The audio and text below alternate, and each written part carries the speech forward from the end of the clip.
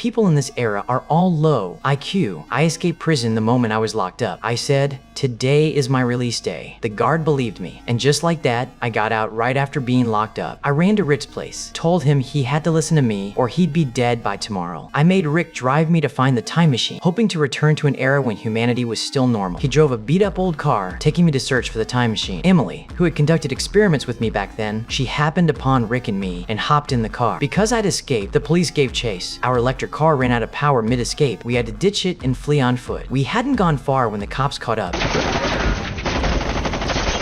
Oh, shit.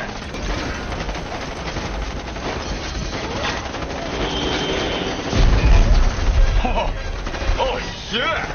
Without the car, we had to walk to find the time machine. We walked all night. Finally, we spotted a supermarket. It had a shuttle bus that could take us to the time machine's location. The moment we entered the supermarket, my fugitive status was exposed. The police escorted me to the White House. Because I solved the only unsolvable puzzle, I became the smartest person in the world. Government officials paid me extraordinary attention. The moment the president saw me, he appointed me Minister of the Interior on the spot. Then the president convened a national assembly. He announced publicly that I could solve the problem of crops not growing. I had no choice but to agree. We went to inspect the fields. The irrigation system began spraying. What flowed out was green liquid. Only then did I realize they were watering crops with soda. Of course, the crops wouldn't grow. It all stemmed from beverage companies brainwashing the public, claiming tap water was only fit for flushing toilets, while soda was the true source of life. I tried to explain that crops need water, but they called me mad. I changed tactics. I told everyone I could hear the crops' voices. They were dying of thirst, begging for water, not soda. The officials believed me. They began nationwide water irrigation, but the soil had already been ruined by soda. Even with water, crops wouldn't grow overnight. Soda sales plummeted, leaving half the nation unemployed. People called me a fraud. The president ordered my public execution. The method: battle a steel colossus in the arena. No one had ever survived the arena, let alone with boulders chained to my ankles. Facing a truck-sized beast, my odds were slim. Meanwhile, Emily discovered flowers blooming in the fields, crops beginning to sprout. As the match began, I slammed the accelerator. The stones fell due to inertia. Using the chains for leverage, I freed myself and caused the two trucks to collide. The executioner crawled out of the wreckage, raised his rocket launcher, ready to blast me to pieces. Just then, Emily rushed into the broadcast studio. Rick captured footage of the crops. The image switched to the big screen, and everyone finally realized they had wronged me. Before the rocket launcher fired, the president declared my innocence on the spot. The next day, I finally found the time machine. Welcome to the Time Machine.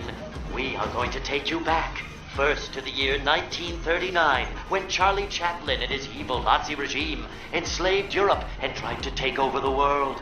So you knew this thing was just a ride the whole time? Yeah. You thought you could really travel through time, huh? But the time machine